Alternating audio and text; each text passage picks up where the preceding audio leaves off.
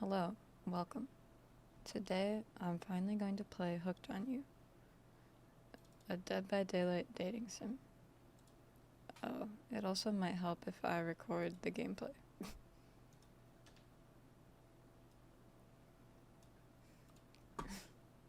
And as you can see, we have baby squirrel in the background.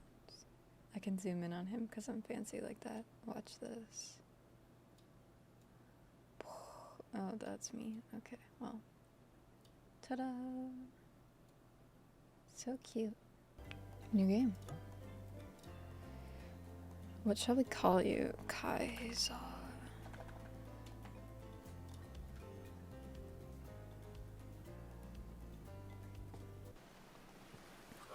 I didn't realize this game was out. I know I saw memes about it, but cough, cough, cough. You wake up on the beach soaking wet.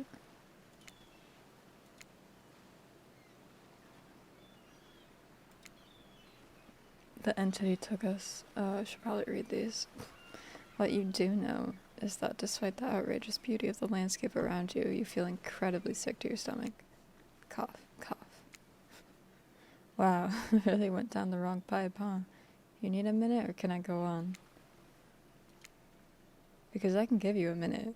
We've got plenty of time. Endless time, really. An eternity, if you catch my drift. Whoa now, Ocean. Sorry, Kaiser. May I continue? Please, go on. Okay then, as I was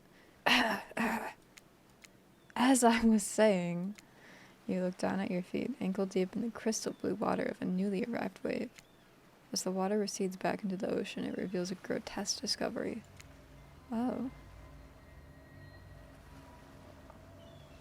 Decomposing face stares up at you from beneath the sand. All you can do is vomit a stream of dark bile. Questions race through your mind. Where are you? How did you get here?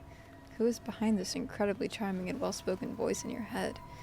However, answers don't come easy. Your mind is completely blank. What will you do?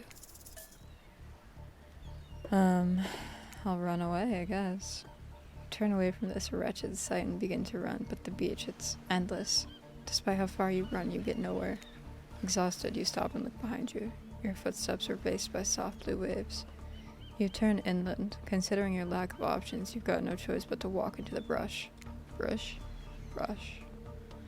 However, the beauty of the beach is not shared by the darkness of palmy woods before you. I can't read, guys, just so you know. There's nothing inviting about that shadowy forest. Terror freezes you at your steps.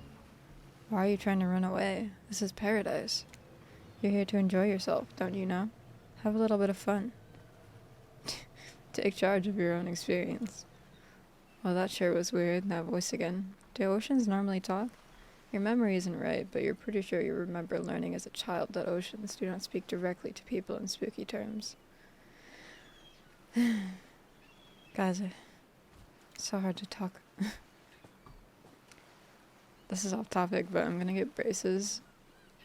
I'm hoping to get them on the inside, so I will never be talking again after that. Your mind doesn't have a chance to linger any longer on your current situation as you feel something soft bump into your foot. A beach ball. When you look down, you find a volleyball sitting in the sand there next to you. You stare down, frozen. A voice calls out from behind you. Little help, please? You turn around, and when you see what's waiting for you, your jaw just about hits the ground. I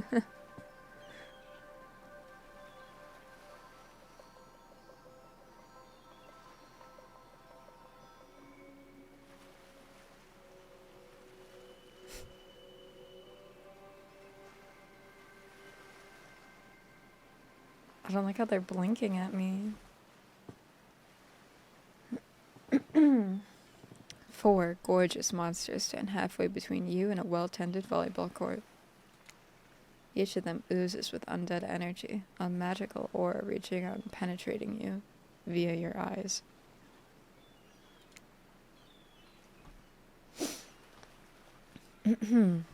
Your heart begins to race, curiosity, fear, desire.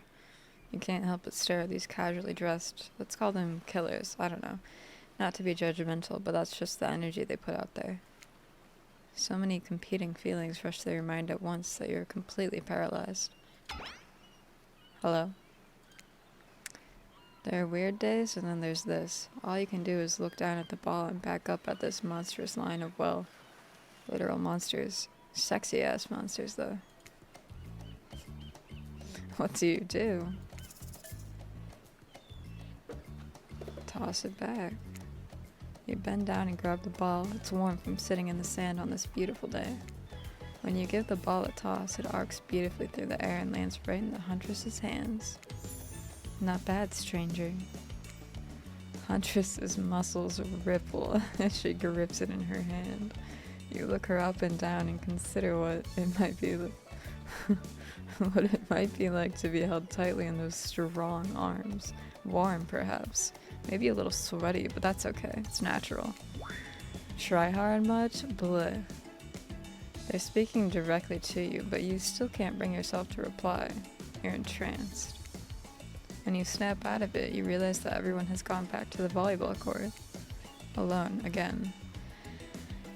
You look across the beach at these strange residents who casually bat volleyball back and forth, happily ignoring your intrusion on their private beach.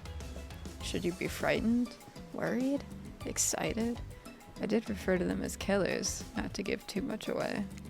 But at the same time, damn. Looking very appealing in their own way, and nobody so much as lifted a blood-soaked finger in your direction. Don't be so scared, or what? Don't be scared, Kaiser. You were made for this. Well, geez, if the spooky ocean voice says not to be scared, I'm sure it's all gonna work out. With no good reason not to, you decide to head over and see what happens next. I have a couple good reasons not to.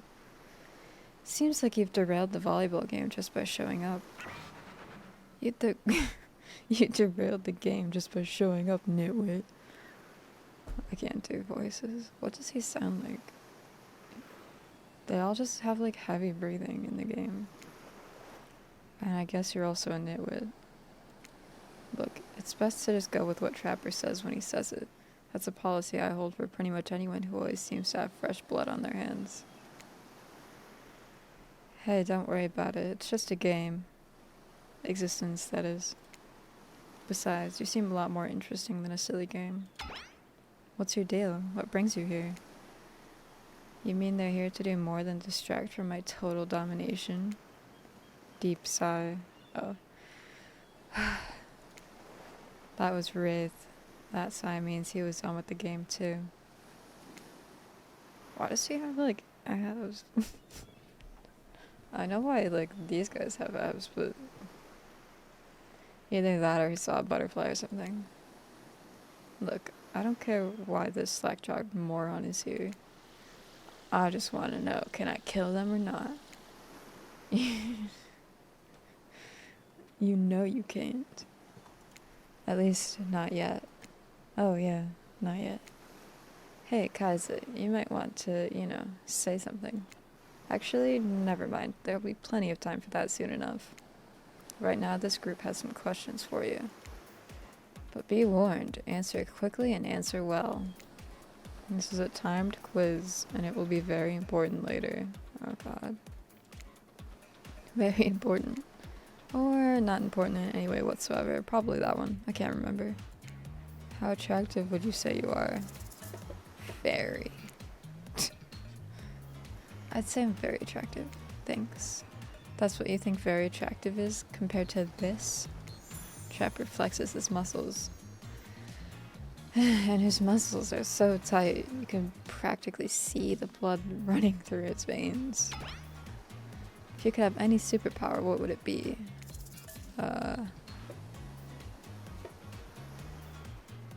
Flight. For sure. Technically, I suppose I could fly. Honestly, it's not all that it's cracked up to be. As far as I go, I'm still not where I want to be. What was your best subject in school? History. Nice. It's important to know what came before so that we are not doomed to repeat humanity's mistakes. I mean, we will anyways, but still. What's your favorite animal? Cat. Definitely a cat. Wrong answer? What? Why is everyone looking at me? You think just because I'm the typical cute goth girl I have some specific love of all things cats? And more specifically black cats? Well, I do, but you can all go to hell anyways. What's your favorite color? Red. Oh, maybe I should have said 3-day-old corpse. I'm trying to seduce spirit. Some call it the color of love, but love is just another word for pain. What's your dream job?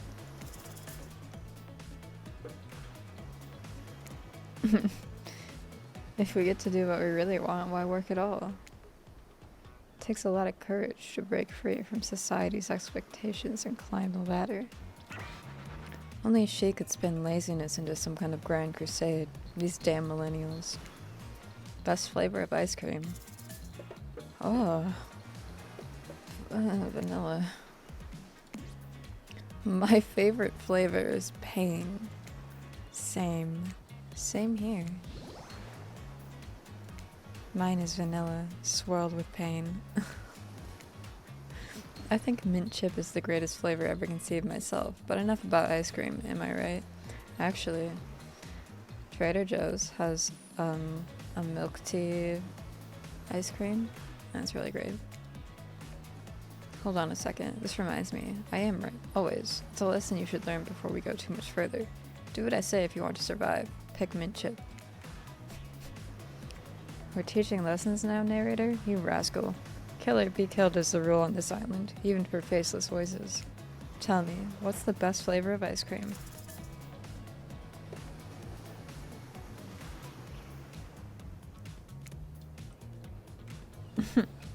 I guess. The best flavor is mint chip. I do like mint chip. So obedient. I think you're gonna do just fine. Anywho, now that they know so much about you, I'm sure the group wants you to start getting to know them. I'm Trapper. I pretty much run things around here. I'm the smartest, richest, strongest person on this whole island. I don't like losers. If you want to know what a loser is, say hello to Wraith. Hi, I'm Wraith. I'm nothing like everyone else. I like nice people and loathe big dumb idiots. Hey, what's up? I'm Spirit. I don't like most things. I don't really hate most things either. It's not worth my time. But the things I do hate, I really hate, you know? I do know. Based on my personal observations, life is nothing but suffering, and society is a carefully calculated lie to keep everyone subservient to those in power. It's better to choose just not to take part. Life is nothing but suffering. Jeez, it's like she was downright murdered by society. She hates it so much. Oh, no, wait. I'm remembering Spirit's story now, and that's almost exactly what happened. Hey, I'm Huntress. Don't let these bummers get you down. There's lots of fun to be had on this island, along with lots of love. I feel like she should have like a Russian accent, but I don't know how to do that, so I won't. Yeah, there is, if you know what I mean. Grow up. Grow a body. She has a body. I've explained this 1,000 times. I'm dead, but I'm not a literal ghost. I just create a trail of fog. I'm not made of it. Whatever, fog body. That's not nice. He's not nice. You love it. Only sometimes. Ew, really? That's disgusting. That's why she likes it. Don't speak for me. I also hate it. Stop speaking entirely, actually. I can't do voices, so I can't differentiate them. For the first time ever, I agree with Wraith. Let's move on, otherwise they'll do this all day. Besides, if I know this crew, and I do, they'll want to show off soon enough. If we're done playing, let's do something else instead. Fuck each other. Wow, for once I actually agree with the meathead. I say we go to my yacht. It's the massive boat dock nearby. I'll give everyone a taste of true luxury and power. Wraith rolls his eyes. Don't mind him. He just hates fun and happiness. No, I hate the endless, desperate, soul-crushing pursuit of wealth, the way it's flaunted needlessly, and the cruelty it engenders. What about hanging out by the pool? I find the water calming, simple, beautiful. Hey, what about our volleyball game? We can exercise and have some fun as a group. Are you all serious? There's a perfectly good lounge to chill out at right here. I'm tired, and besides, I hate being in the sun. Me too. Where do you want to go? The lounge. Which one is which?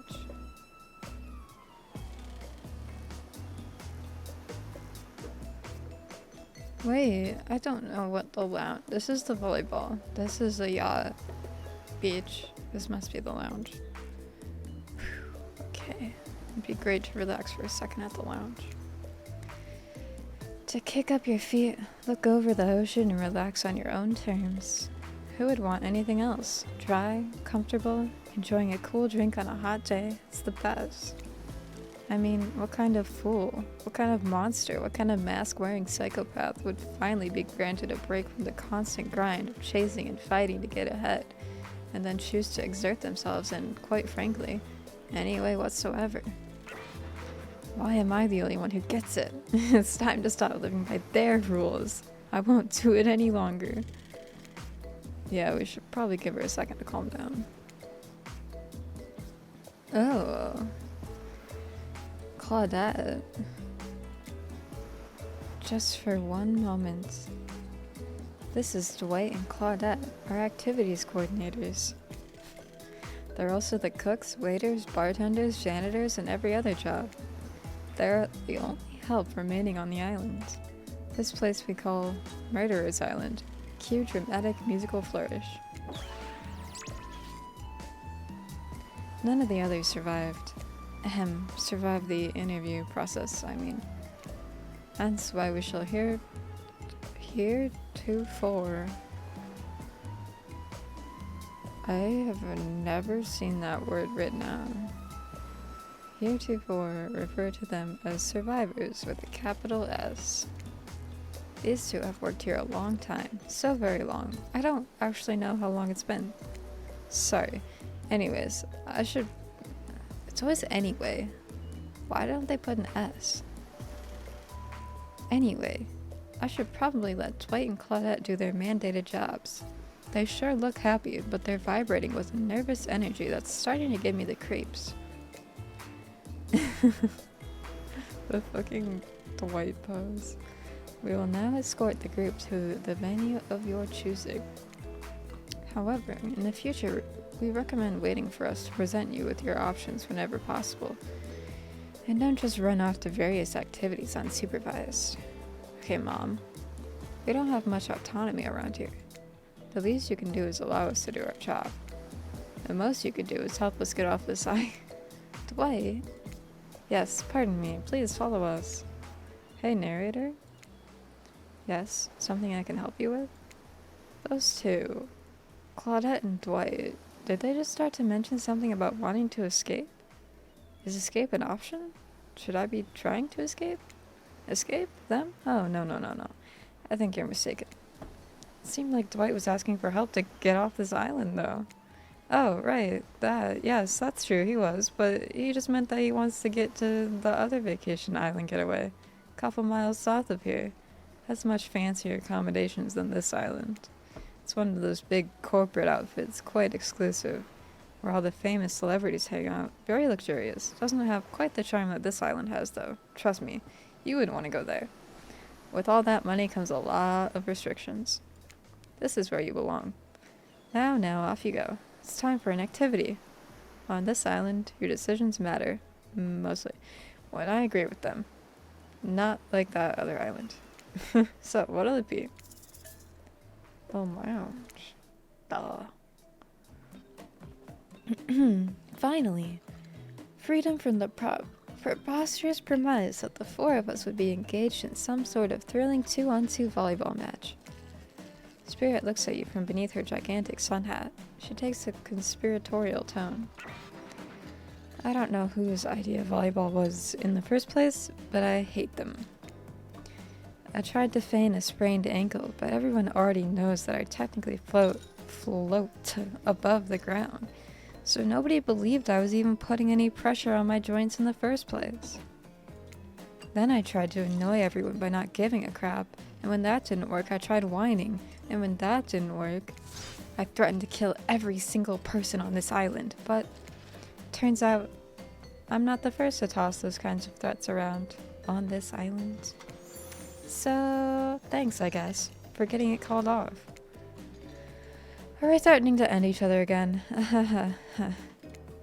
Now it's Dwight who takes on a conspiratorial tone, his eyes shifting as he slips into a loud whisper. Please, just make it quick. It's what you'll be saying when we get behind the bar to make you the drink of your dreams.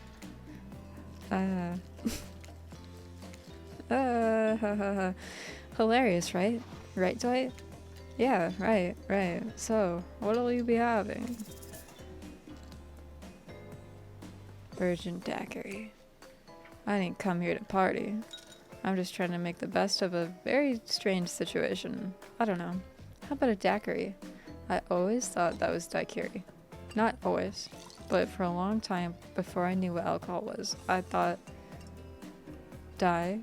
query, right? Not daiquiri. Makes sense. I know how to make that. But skip the liquor. I'll have mine virgin. Trapper snickers at your choice of words.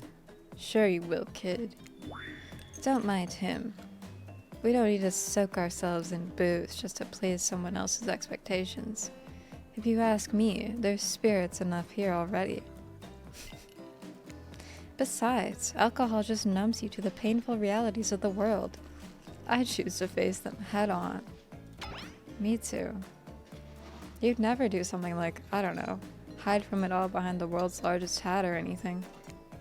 Please, allow me to ignore any fashion advice from the man wearing a doll's face as a mask. Not a doll's face, jerk. Since we've fulfilled your requests, it's time for you to return the favor. Really? I should have known there was a catch. Icebreaker time. I swear, had I known they'd pull this kind of faux enthusiastic community building crap, I'd have suggested we attempt to walk to the lowest point of the ocean before I ever set foot near this bar.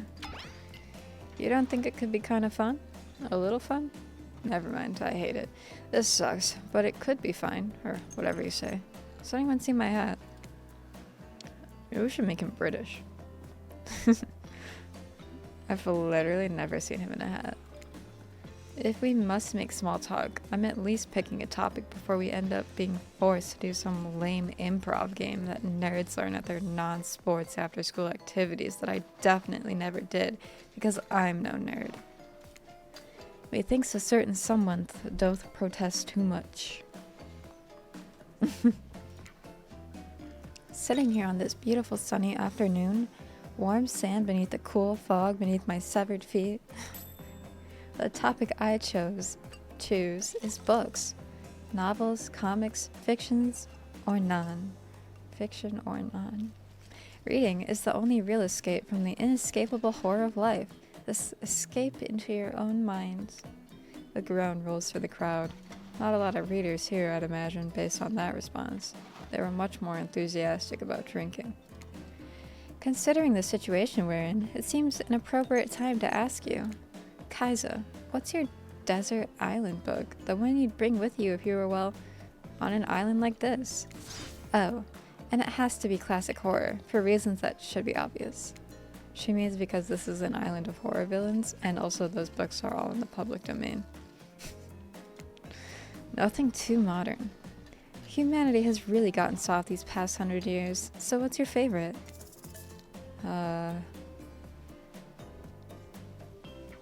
I've read Dracula. It sucks.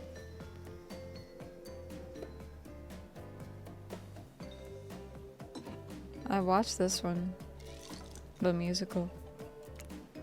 You know, I really enjoyed the story of Dr. Jekyll and Mr. Hyde. I've always felt like I had this other person living inside me. Fuck. I don't know which one Spirit would have liked. Dr. Jekyll and Mr. Hyde? Sounds like a fun one. I love a good story about friendship, but I can't read. Not because I'm dumb. I never actually learned to read because I was too busy learning to survive with nothing more than my own strength and cunning. Wait. Maybe I should try the accent. Same reason I didn't have a best friend that wasn't more than just a rock with a face I'd drawn on it in dried blood. Until we meet again, Roxanne. Huntress looks out towards the horizon and there's a moment of silence among the group. Will you tell it to me sometime? I might not be able to read books by myself, but I love being read to, especially when someone does all the voices. That's not me. It's not really a story about friendship exactly, but who cares? Of course I'll tell it to you. It's quite a thrilling tale. Not just anybody can pull off quality narration all the time. Take it from me. You don't even need to read. You could just make it up and it'll still be fun. Sometimes, when I find myself in an abandoned house, I like to look at the photos on the wall and come up with little stories to go with the pictures. It's a fun game we could play together. Abandoned house? Why are they abandoned? Huntress giggles and gives you a playful little wink. I don't know. Usually when I find the folks who abandoned them, they're not in the mood to tell me much. Enough about these old stories that belong to someone else. I think it's time to make up some new stories of our own. Before you know what's going on, Huntress is waving an empty vodka bottle in the air, a devilish twinkle in her half-mask covered eye. It's not really covered. Might I suggest something a little naughty? Let's all get in a circle and spin this bad boy. Great idea. Trickster. Daddy. I mean, what?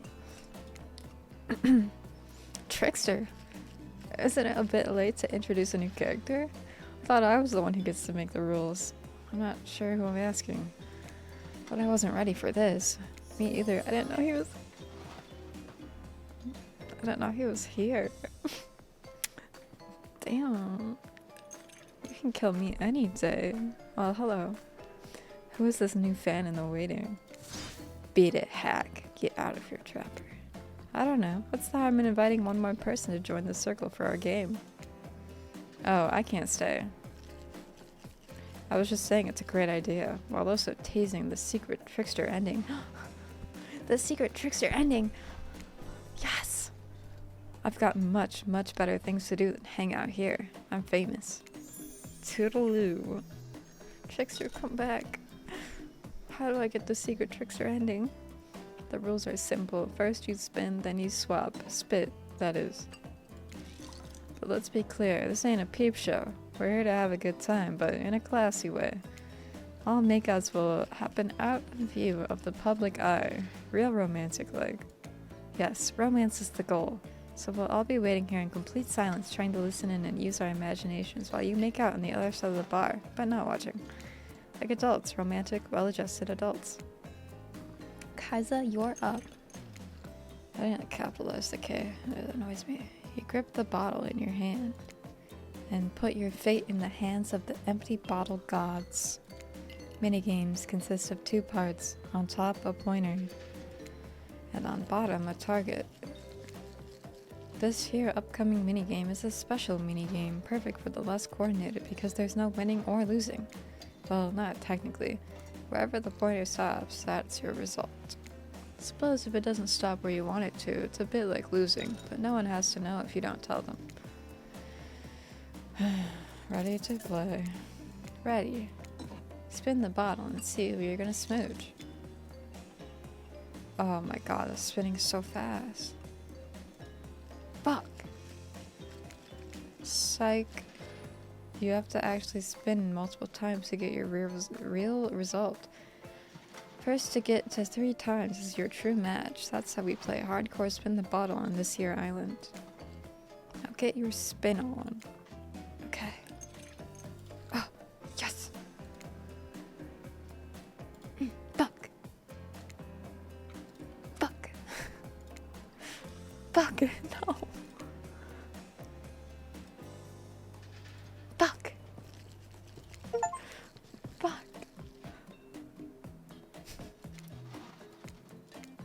Could have been worse. It could have been worse. Just this morning, you were waking up on a strange beach, surrounded by strangers with murderous intent. Now, you're looking across a beach towel at Wraith, lust in his eyes, sweat glistening on his skin. Ugh, at least they made him, like, hot. Because the game Wraith, ugh. Your heart races, you can feel your pulse pounding in your ears. Wraith takes you by the hand, and you sit face to face at a private section of the bar. He begins to reach for you, putting his hands on your shoulders. You're sweating, but not in the sexy way he is. You're sweating in the gross way you'd sweat at the interview for a job you're not even remotely qualified for. You don't know what to do. If you try and lock lips in this state, you might gross him out so completely that he'll never be able to look at you romantically again. Good. Wraith, we... Look, you're great, but also terrifying. Me? Did he just steal your line? I want to be kissed by you, but, well, I'm maybe not even sure how. Is that sad? Great, now I look sad. Well, if the tropical shorts fit. You make me happy to be around, I think. It's still so new, all of this. We can figure it out together. Really? Really, I'd like to get to know you, and, you know, the kissing thing sounds great in theory. It sure doesn't sound, painful. So then, for now, Wraith reaches out and gives you a vigorous handshake. We're acquaintances going on friends, going on lovers? I'm sorry. Great handshake, by the way. Really? Truly. I hate to break up such a passionate moment that we only assume was passionate because we never spy on you constantly while you stay on the island. But dinner is being served right away, and we must insist that you join us. We wouldn't want anyone dying of starvation, when there are so many more interesting things to die from. Seems like the next activity is mealtime? How quaint. You were expecting what? Capture the flag? Do you know how complicated it is to run a game like that? Much more so than sitting and talking. You arrive at the cookout area to find an assortment of picnic tables scattered around. What were you expecting? Some kind of grand hall with a huge banquet table? This ain't some prestigious fantasy epic like you'd find on cable. Dwight and Claudette usher you to your seat, but there's very limited seating directly around you. And, great, terrific. Seems that everyone wants to sit next to you.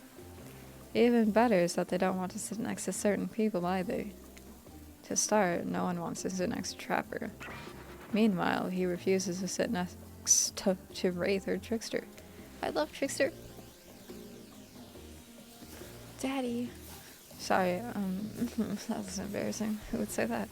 Oh yeah, Trickster is here. Surprised? Yeah, well, they don't call him expected stir. I'm sorry, even I get nervous around crowds of killers, and my whole shtick gets a little flustered. Look at him. 2, 3, 4. It just keeps going. Hey there. You're looking good, Kaiser. Real good. No, you. We literally can't let Huntress and Trapper sit together. Why not? Oh. No, seriously. Their arms are too big. They can't fit at the table if they sit side by side. Look at this. We can't even fit everyone on screen at the same time. You'd probably think it was an error, but it's not. It was completely intentional. Let that be a lesson to you. Every error you think you see is a choice. Got that? Okay. Dwight and Claudette are directing traffic. You sit on one side, the rest of them will sit opposite of you. Huntress and Trapper can sit at the ends with their enormous, sexy arms. Now that everyone is seated, we can begin dinner. Tonight's meal was prepared slowly and carefully with both love and hate for 12 hours over a spit. We hope you all enjoy. We really, really hope you do. Hey, you didn't actually tell us what you're serving. What are we eating? It's meat. Seasoned with a specific number of special herbs and spices that we simply can't divulge. My favorite. Meat is good. Meat is murder.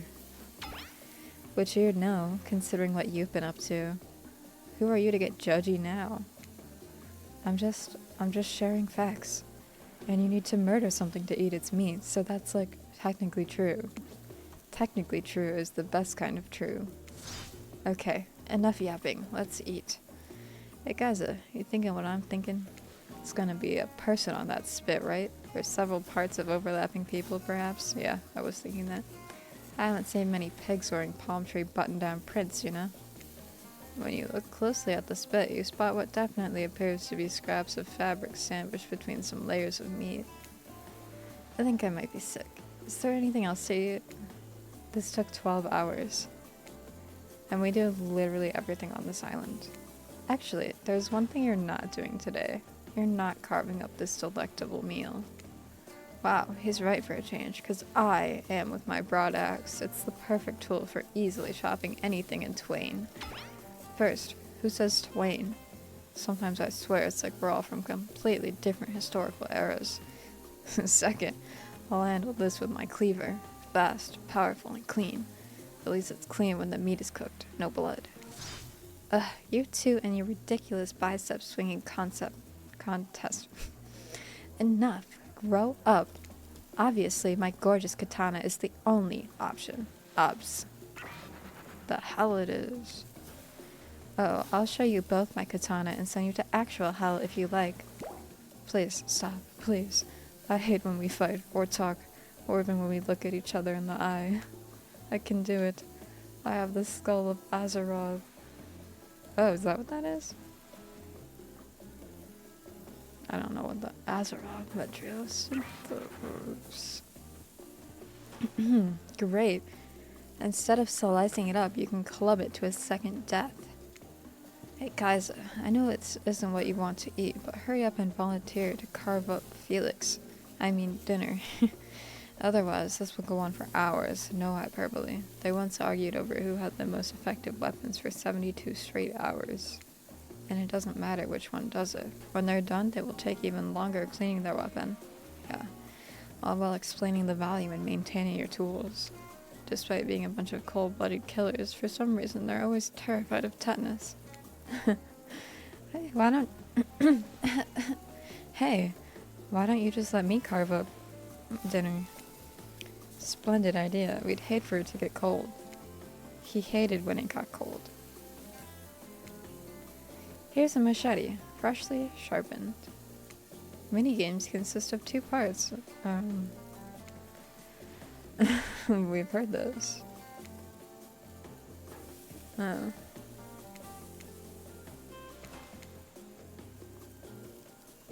This is easy. I'm ready. Away we go.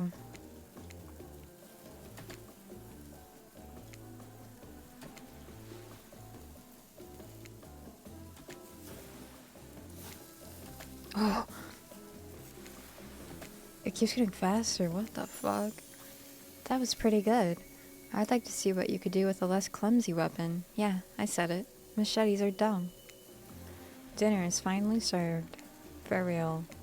The sounds, especially coming from the masked killers while they eat, which involves lifting their masks and shoving food up behind them, are nasty. Spirit, meanwhile, doesn't even eat. She's the only one who seems to be really embracing being dead. They're all dead, right? This is obviously hell. I mean... Come on, we're still trying to be mysterious here. You think mystery comes easy? Claudette and Dwight aren't the only ones who've been working their asses off to make this night perfect.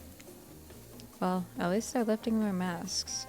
This is only 99% as disgusting as it could be if they just tried to mash stuff through there. Spirit, why aren't you hungry? The 2 best things about being dead is not having to eat. That's the only one thing. Think about it, Kaiser. Number 2 is no number 2. One less thing to think about in the afterlife. Even if I wanted to eat, I have no idea what would actually follow.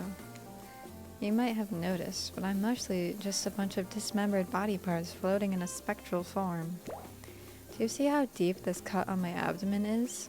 I don't think my digestive tract connects anymore. Between the food and the behavior of the group, this might be the worst meal in history. But even worse is they're staring at you. You're not eating. They don't like that. I think they want an explanation why. What do you want to tell them? I'm not cannibalistic.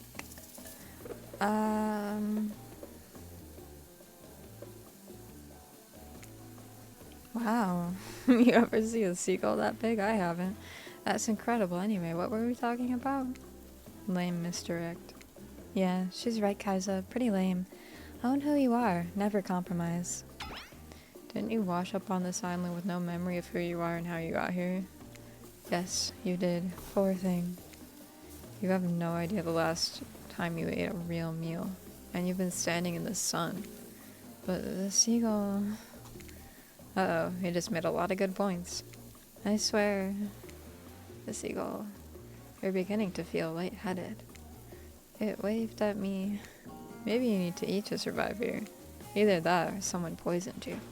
No, wait, you haven't eaten, so you can't be poisoned. Whatever the answer, you're clearly about to pass out. Oh, hey, it's me again. Your friend, mentor, and guide. Narrator to the narrator, the ocean. Not sure how I feel about that characterization, but I'll allow it. I brought you here, and I might be the only one who can help you now. There's only one thing you must do to survive. You have to figure out why you're really here. No one can tell you, not unless you follow the right path. Or, at least a right path. There's too many of those to count. Hopefully you pick at least one of them. Because there are even more wrong paths. Many of them lead to your demise. Others lead to something even worse. Starting scenes over and having to fast forward back to where you were, am I right? For this place holds many secrets, even from itself, but the one that truly matters can only be learned if you answer the most important question. Why are you here? Why are you here? Answer that and you'll learn the truth. The ultimate truth. Vague, mysterious. I gotta give it up to this ocean character. That's some quality early game storytelling. You wake up to find Spirit holding your limp body, gingerly pouring cool water into your mouth. Salt water? Don't you just love the ocean at night? I do. Staring out over the vast darkness of the ocean really validates the feeling inside me that we're all truly insignificant and the only thing worth pursuing is revenge. I have to wonder, how could anyone believe anything else? You look out into the darkness of night and ponder her question. Well, it's a simple question. How could they? How could anyone not feel small and alone in the face of such massive nothingness?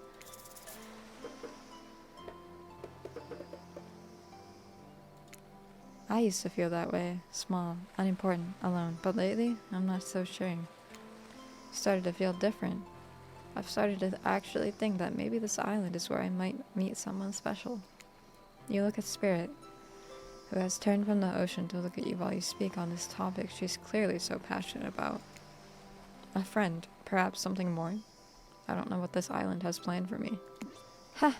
A friend? Friends are just cowards who seek comfort in numbers. I had friends once, back before I was chopped into a bunch of pieces by my father. Friends aren't what's keeping me held together. I'm floating in a cloud of rage. Ugh, I was so dumb. So busy trying to please everyone and be the perfect student, the perfect employee, the perfect daughter. I didn't take care of myself. And now I'm all I've got. Worst of all, I got distracted from my true purpose, my destiny. A purpose that was sitting inside me my whole life. Okay, so this might sound a bit silly, but Spirit looks around to see if there's anyone else on the beach. But when she's convinced that it's only you two, she continues. There's a dragon that lives inside me. I've always known, but I've tried to ignore it. When I couldn't ignore it, I tried to push it down. I'm so stupid. What is that one dragon?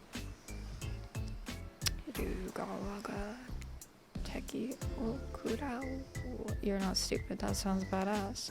Right? But I didn't let it out, and then I, chop chop. And now that dragon is pretty much a one-track revenge beast. But enough about me. What's inside of you, stranger?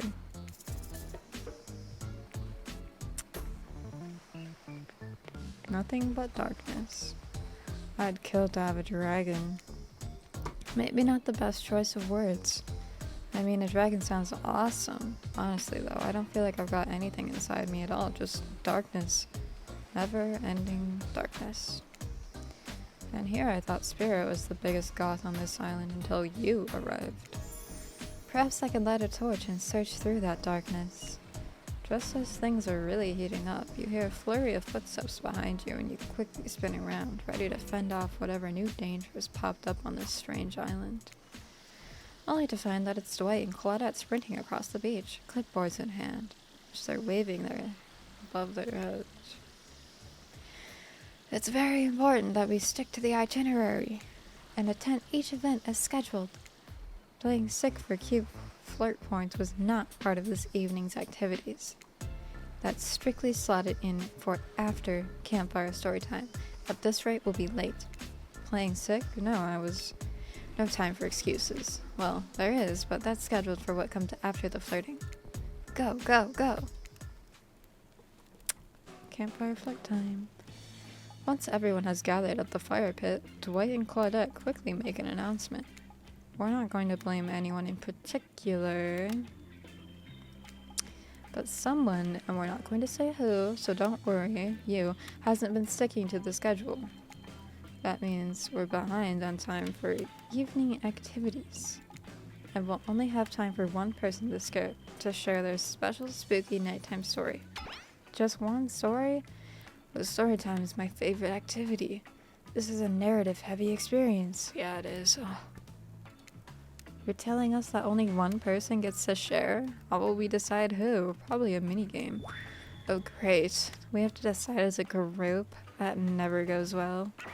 Whoever did this, step up now. I swear I won't be angry. I'll merely chop your head clean off. No fuss, no muss.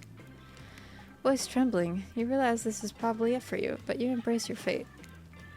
I can't. Sorry everyone.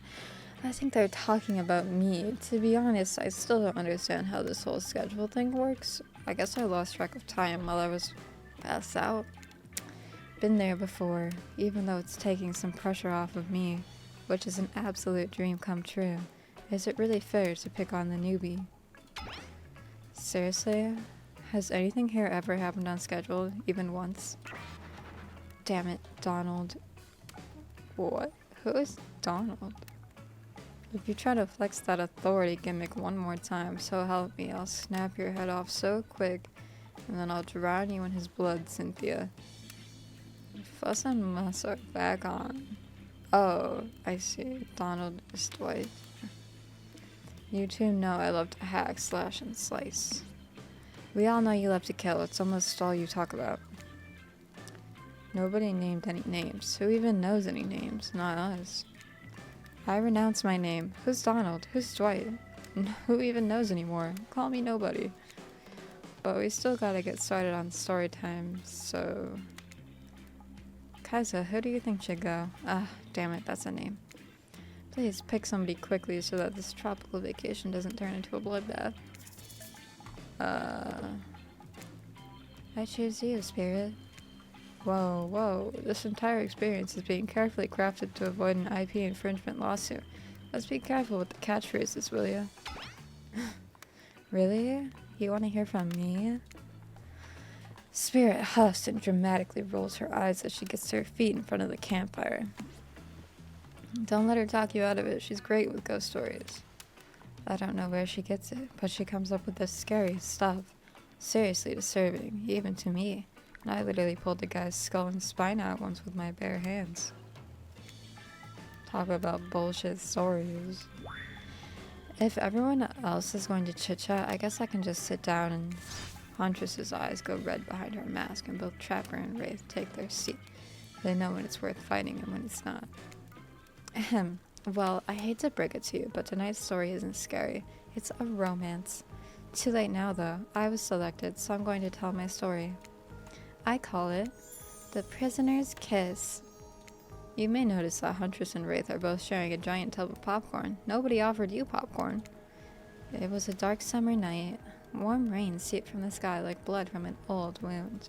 Detective a celebrated investigator and renowned hostage negotiator was called to the scene of a strange occurrence, unlike anything she had ever seen before.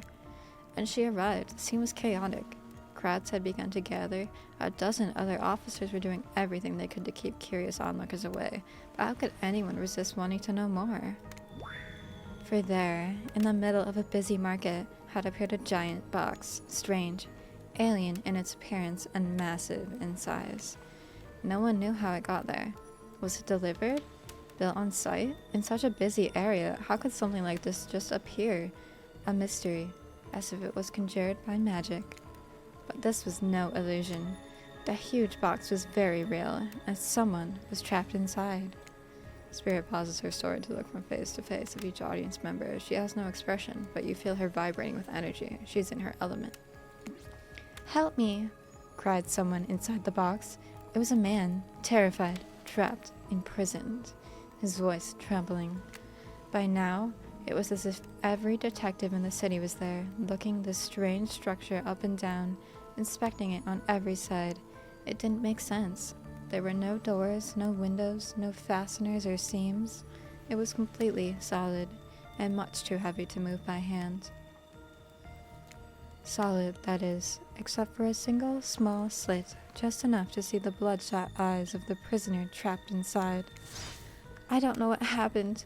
I woke up and here I was. I'm so scared. Please, help me," cried the man, as if pleading for his life. No stranger to situations. I have a lisp. Detective Hota? I'm assuming he's Japanese. Comforted the man. She used her training to calm him, and buy time for other investigators. However, time did not bring clarity, only anxiety, as the night dragged on with no progress opening the box. And as the night grew longer, the seeping rain puddled on the ground. The man inside grew more desperate, more sad and lonely, more pathetic, and in need of help. But Detective Hota was no help at all. Powerless to save him, guilt began to weigh on her, like it never had before. "Don't let me die in here," the man begged. "Don't let me die alone." "Stay calm," instructed Detective Hota. "You're not alone. I'm here. Hell, half the town is here. We're all in this together. And I won't let this be the story. End of your story." Looking through that narrowest of passageways, Detective Hota watched her own reflection in the tear-filled eyes of this strange, sad prisoner. Together, they both wept in silence at the hopelessness of the moments. "Promise?" asked the man. "Promise that I'm not alone?" "Yes," she promised. "I do." A simple pledge. She felt an instant connection like she never had felt before. Not to her family, not to her friends, not to any of the other hostages she worked so hard to free before. And so, when the man's eyes closed and backed away, it didn't scare Detective Hota, for she knew he would return. And he did, pressing his lips up to the narrow slit in this horrible puzzle box, repeating his question again, steam flowing from his mouth as he asked, "Promise? Promise that I'm not alone?" "Yes," she promised, "I do," and pressing her palms against the cold outside of the box without truly knowing why, Detective Hota leaned forward and placed her own lips up to the opening, letting her breath creep into the strange structure, allowing her warm lips to fall on this man's. It was a gentle kiss, a moment of compassion. She could feel in this brief contact of the beating of her heart. Oh, the beating of her heart, pulsing blood through every inch of her body, matched beat for beat in this soft touch. "Thank you," said the man, no trace of fear remaining in his voice, and he backed away into the darkness, disappearing in a single moment of eerie calmness. "Get back!" yelled an officer, suddenly, thrusting himself between Detective Hota and the box, breaking a silence that would soon be filled by a cacophony of whirring gears and clicking latches, a symphony of mechanical activity happening all at once. Something had triggered, as if an unseen lever pulled, and the side of the giant box began to slide open. Detective Hota gripped her flashlight tightly and pushed forward into the foggy interior of the giant box. Her feet splashed in the puddled rainwater, her heart racing as she swept her light from side to side. And that's when her eyes landed on the man, or at least landed on what should have been him. There, in the corner of the box, was a pile of pieces, like parts of a doll, almost pulled apart, or perhaps that's just how Detective Ota had to think of him in that moment to survive. Collection of segments, limbs, pieces, disconnected from one another, cleanly severed, and placed in a neat little pile. And atop that pile, a head, cold, pale, eyes open, lips an icy blue. Spirit stares at the fire, her own expression lifeless, her lips blue. Tears fall from her chin and soak into the sand at her feet.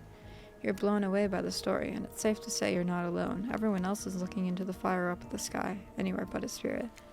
It was you who chose her, you who initiated this harrowing tale. So sad, so creepy, so sensual. She really went into great detail when it came to describing that kiss. Too much detail, and now no one is sure how to act. Toy and Claudette are staring daggers at you. You have to do something. This game was supposed to be a lighthearted romp. Please. I said do something.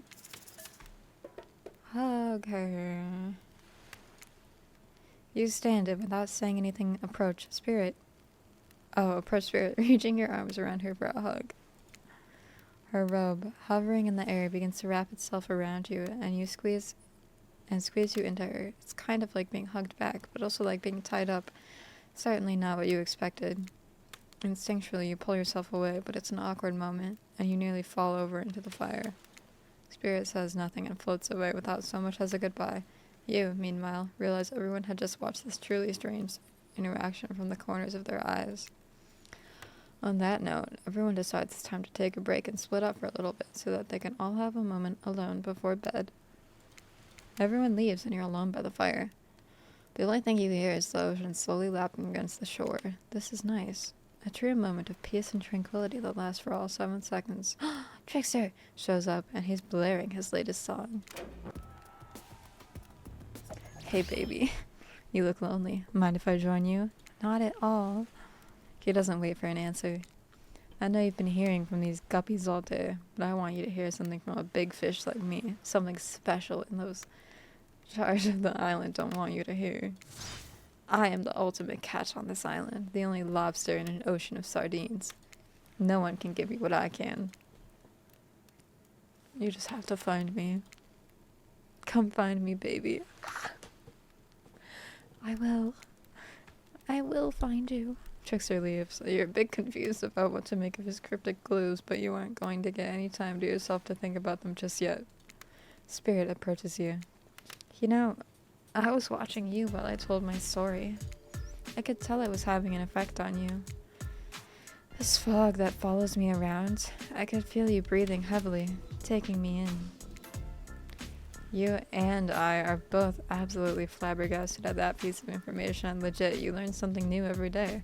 Even when you're a god, a narrator. You're doing it again, right now. You need to calm down. You should come to the hot tub with me. Dipping in hot tubs with the spirit? You've come a long way in a single day. I'm not saying you shouldn't follow her and offer like that. Just don't forget our little talk. I'm here to find the trickster. You and your storyteller friend slip into the water. It's not a good stopping point. I'm at like an hour. It's just the right temperature for an evening dip. Plus, if some jealous shark comes along and manages to jump from the ocean into the pool, you're also pretty sure your killer companion could handle it. I just wanted it to be totally clear, even though that story bore some similarities to my life, it was not about me in any way, shape, or form. Not symbolically, not metaphorically, not any otherly. I believe you, completely. Sure, you were cut into pieces in your life, and so was the person in the story. A perfectly normal coincidence. Sure, you're on this island, trapped, one might say, in a most puzzling place. Also, a completely regular coincidence. And sure, his lips were blue, your lips are blue. Really? You'd call this blue? Searching for answers, hoping to find revenge. Okay, so the similarities stop there, I guess. Coincidences. Sorry, the coincidences. Get this through your head, whoever you are. Samurai blood runs through my veins, or well, maybe it has coagulated by now. No need to sweat the details. Regardless, I'm a descendant of noble warriors. Trial room. Thousands of years of training with bladed weapons preceded my entrance into this world. Do you know how many swords that is? A lot. You've got to figure that with that many sharp edges, a person is bound to get disconnected from a body part here and there. The truth is, I wouldn't typically share this, so don't go blabbing about it. I dreamt that story, like watching a movie in my sleep, when I was just a little girl, years before my father sunk his blade into my skin. I've never been able to shake it. That's a very adult story for a child to dream. Dude, pause, look at my cat.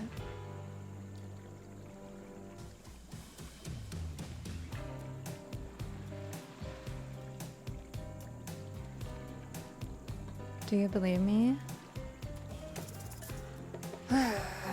Yeah, I know we just met, but yeah, I do believe you. The way you told that story, it clearly came from someplace deep. Fool! Who taught you to trust a stranger? You're going to get hurt if you don't learn to take better care of yourself.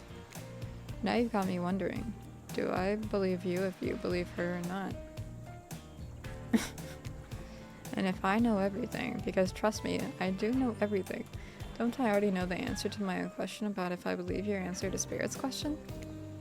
Whoa. Ocean air got me tripping.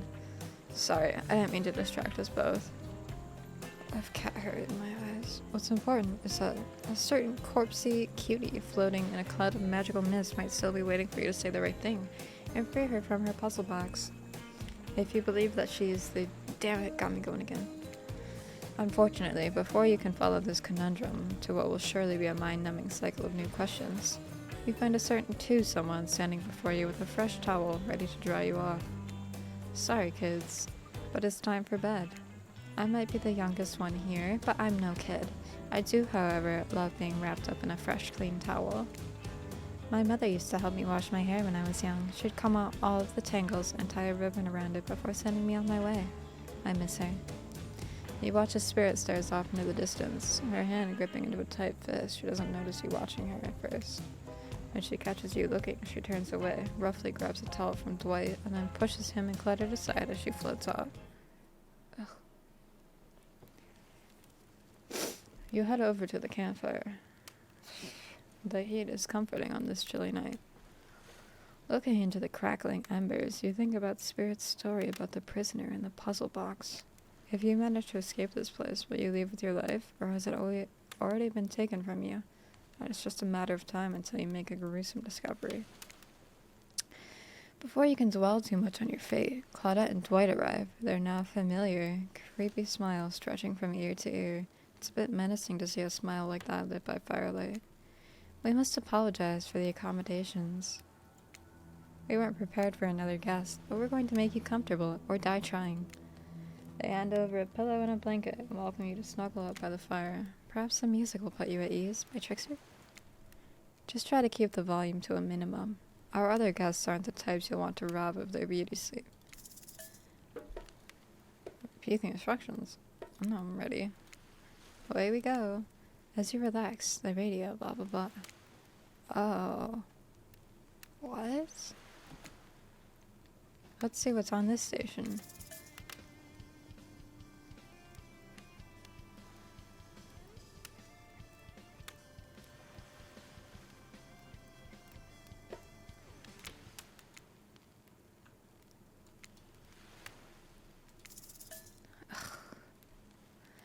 I don't want any of these ones. Fuck.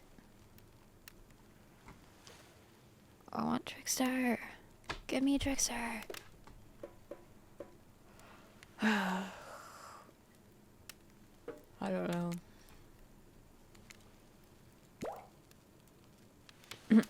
That happens to me a lot. Okay, don't laugh, promise. I promise. I guess my secret to falling asleep is listening to the sounds of bells or chimes. Think of it as white noise to drown out anything you might be hearing that's keeping you up. Like what, Wraith? Like those distant screams we can all hear coming from beyond the mountain? If that's, a bit morbid, I guess you could hold on to this chess piece of mine. It's a knight, they're brave, like I wish I were, and the horsey is cute. You finally start to feel sleepy, except maybe this isn't really a sleepy feeling, maybe you're paralyzed. You try to keep your eyes open, but you can't. Darkness overtakes you. A dark voice from earlier speaks to you again. It shouldn't be as spooky it shouldn't still be as spooky. By now you've had a whole day of strange voices in your head, but this one is still undeniably odd. The human body is made up of 60% water. I thought it was 70. Did you know that? Of course you did. Everyone knows that. Even amnesiac video game protagonists. Well, guess what? Drink as much as you'd like. You'll never get to 100%, you hear me? Don't think I don't see what you're up to. What? You awake suddenly to see someone looming over you. Trapper is sitting beside you, sketching a portrait. Oh, you're awake. I saw you with the Wraith right before bedtime. You should know, they're not what they seem. Not like me, who is obviously completely honest and trustworthy. I was out checking to make sure you weren't sleeping near one of my... Actually, never mind. Just be careful where you sit. But since I'm here, I'd like to share 2 things with you. 1. I do not take rejection well. 2. The first thing is very important to remember. Were you drawing me? Trapper doesn't answer. You aren't drawing stick lines radiating out from me, are you?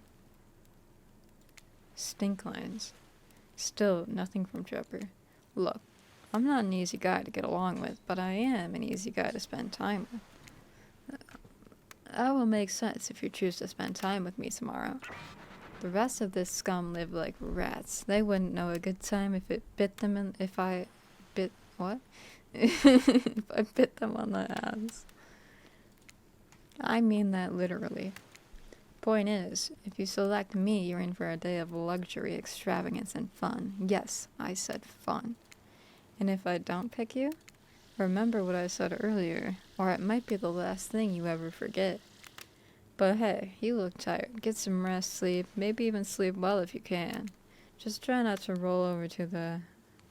about 15 feet to your left.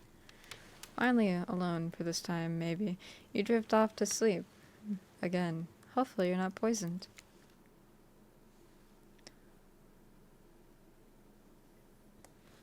Wait a second. Where are we? This isn't... Oh, jeez, it is. It's one of those reality show confessional rooms where all the contestants talk directly to the camera. I think today went really well. These were some of my first interactions with someone who isn't a parent that didn't end in bloodshed or untimely perishing in my Russian cottage. So I'm counting today as a win no matter what happens. What do I think of the newcomer? Do I have to say? Oh, I do. Okay, attractive, mysterious. I really don't know that many other words since I was raised by my mom in the woods until she was skewered by an elk and I had to wash her entrails off my seraphim. That being said, the other 3 should make sure to be on their guard. I don't know who this newcomer will want to spend time with tomorrow. But I, for one, will not let my guard down easily. Who knows about the others? Wraith, I think, knows more than he's letting on about this place, but he's a hard nut to crack. Meanwhile, Spirit is just screaming all the time. Major Buzzkill and Trapper. Where do I even begin with Trapper? He's buff, sure, but daddy issues much? Sheesh. Look, I don't need anyone. I've been perfectly fine on my own since my mother died. I eat a fine diet of raw deer, bear, and human, and I'm fit as a fiddle. That being said, something about this newcomer makes me think that I might be missing out on some huge part of this thing called life. Look, I'm always full of rage. The key is knowing how to control your rage so you can use it. I'm a master of self-control. And right now, I'm using all the self-control I can muster because today was a disaster. Let's just say I didn't love it. That was funny. Laugh. I said laugh, damn it. Anyway, I'm planning to kill this idiot. Don't tell them though. I want to lead them on a little more. It will make it that much better for me when they're screaming. Yeah, today was fun. I don't want to get ahead of myself or really invest in something that might hurt me, so I don't know. Maybe we'll see how today goes, or maybe they'll realize I'm not the one for them. They seem pretty smart, so that's probably what'll happen. I gotta learn to go easier on myself. Who could love me if I can't love myself? I know that everyone thinks of me as a beautiful, cold-blooded monster. I can't help it. Circulation just isn't my thing. I don't choose to be cold. This cute hat and robe, okay, those are a choice, sure. If someone were to come around and capture my heart, at least that beats being stabbed in it. Besides, if I'm gonna get bloody revenge on a society that has used me and thrown me away, maybe it wouldn't hurt to have a little help. You've survived your first day. Okay. Day 1 is done. Save.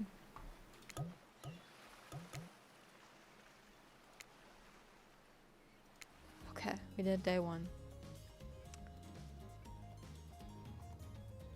Link account. So what? Oh my goodness.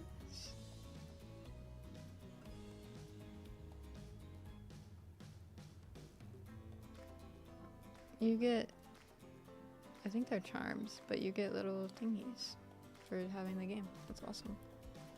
Anyways, thanks for watching. Probably play this. I really want the trickster, but I don't want to look it up. Like, I want to get the ending. The ending I get first, and then I'll look up how to get the trickster. Because I am a sucker. You know what that means. Anyways, bye.